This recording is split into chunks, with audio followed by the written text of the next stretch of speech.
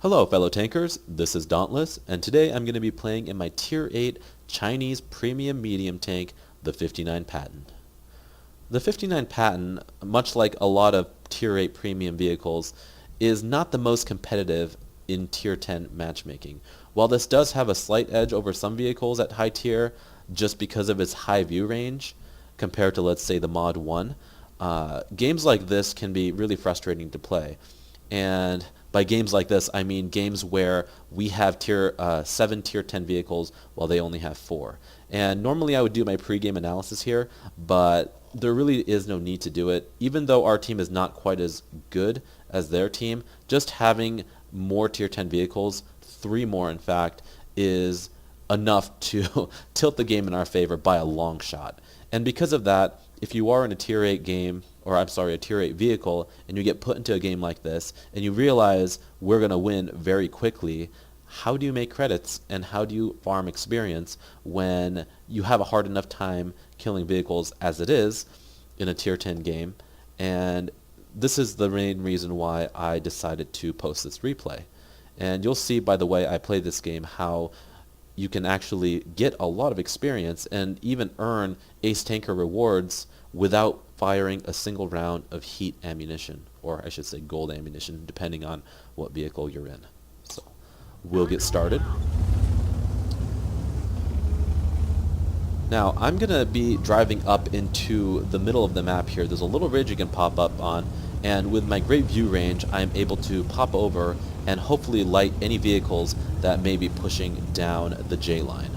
A lot of tanks, especially in lower tier games anyway, are very lazy, I guess is the best way to put it, where they don't want to drive around and not get lit, and so they end up just, oh, here we go, just drive it along here, go into the town, and because of that they open themselves up to players like me who will pop over this ridge and get lights on them.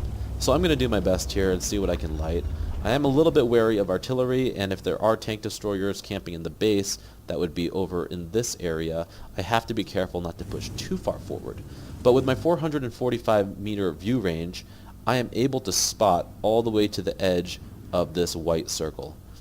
And I'm going to pull forward just a little bit to see if I can actually spot something here, because nothing seems to be driving. And I like the M103 as well as the VK4502B. I line up a shot and easily put one to the side of his vehicle. I pull up again, lead him by a little bit this time, fire, shot goes in. Go for my third shot, and then our JPEG beat me to the punch. But right there I'm able to get some good assistance just by spotting. And that's one of the main features that I wanted to highlight is, yes, you can in fact, if you have a good view range, without really risking yourself too much, you can actually gain some good experience by lighting higher tier vehicles than yourselves. Now I'm watching how this game is playing out. They have an IS-3 and an M104 in the middle. We have an E100, an E5, a JPEG, and a Patriot. And I know that these two tanks are going to be killed very soon. So I take this opportunity, the second I see the E100 drive down the cliff to engage the M103, I engage the enemy. And I still have just my AP rounds loaded, which have 191 pen, and I actually don't go for the side of the turret there. I track the vehicle. And that's because I know I'll be able to just come around and put a shot into this IS-3 and track him as well. Because there are so many vehicles engaging these two enemies, I want to get as much assist damage as possible, which counts as the same as damage in the long run. So I continuously put track shots in, gaining damage on this vehicle just because I'm able to shoot up into his wheel well. But I just got the full HP of assist damage for that IS-3, as well as the 400 remaining hit points on that M103. A T-10 gets lit, but I'm going to ignore him, and I'm going to advance, hoping to get some lights.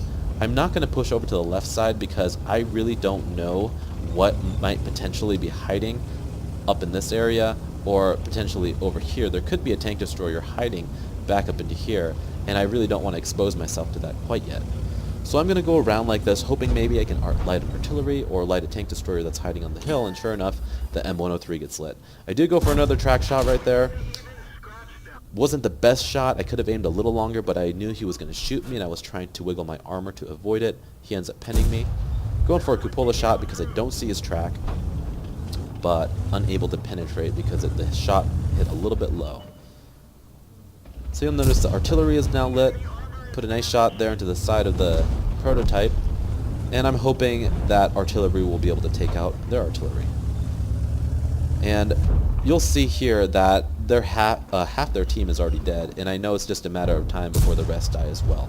So I'm really trying to get as much damage in as possible. Easy shot to the side of the prototype, taking him out.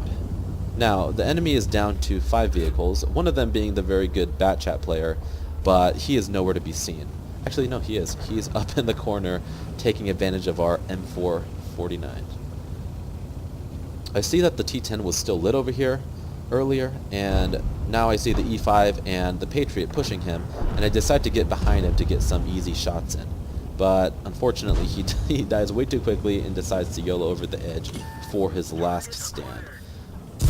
I auto-aimed right there because I knew he was going to die so quickly I would never get a chance to actually aim and fire, and it was a gamble. I bounced the shot, but he literally died a half a second after I fired, and I would have never had the shot anyway. See the IS-7, think I can go for a track shot, but he dies before I can even pull the trigger.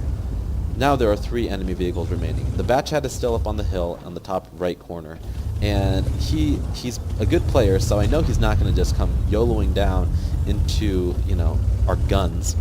So he's going to play the hill as safely as he can. So I know that's a no-go, and I don't really want to risk my vehicle by going up against that tank anyway.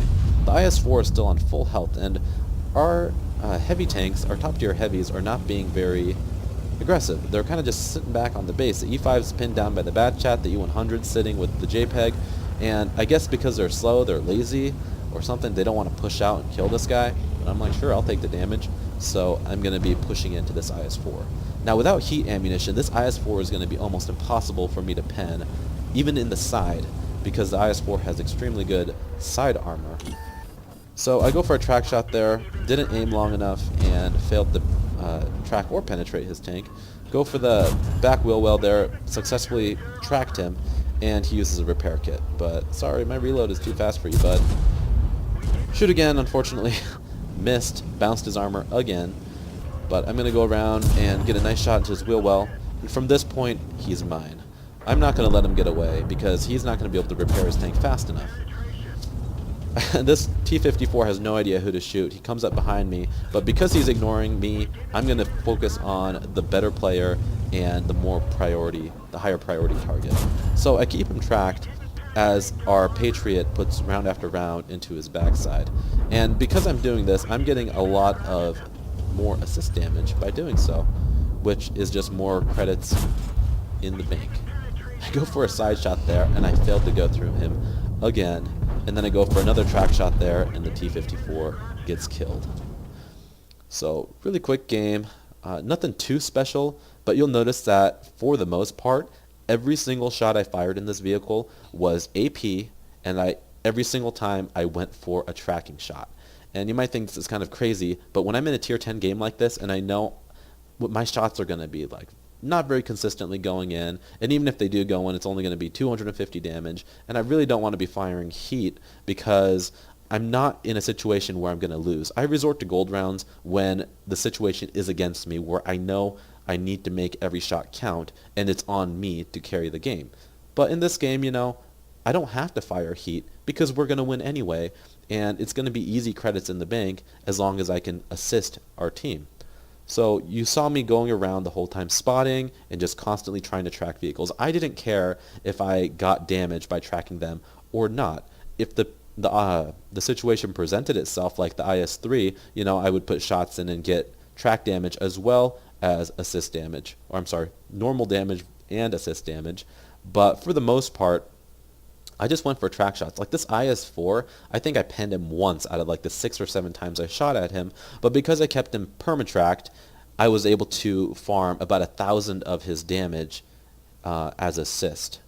So you'll see in the post-game stats, I actually get my ace tanker for this. An ace tanker with only 1,700 damage is pretty low damage. But again, I did get very good assist damage for this game. And in under, 6-7 minutes of this game, I'm able to gain a lot of experience, taking hardly any damage to my vehicle, and really spent no money because of the lack of damage to my vehicle and the lack of premium ammo that was used. I strategically waited for my team to push and took advantage of their firepower as they pushed and kind of snuck shots in and kept things tracked for our team to kill. And this can be a very effective way of farming credits and experience as long as you have a rapid fire gun that has at least 200 alpha damage. So this is a strategy that a lot of people wouldn't showcase. I know a lot of YouTubers are more about getting high damage, high kill games, not little wimpy games like this with 1700 damage and 1 kill. But again, this is just another tactic that you can put in your library and just know that, oh, we're going to win this. Let me just go around and track tanks and see how much experience I can earn. So hopefully you guys like that replay. If you did, go ahead and like this video. And if you haven't already, feel free to subscribe to my channel. It really helps me out. And you can also follow me on Twitter and follow me on my Facebook account, which can be found in the description below. So anyway, guys, that's all for today. Thanks for watching, and I'll see you guys later.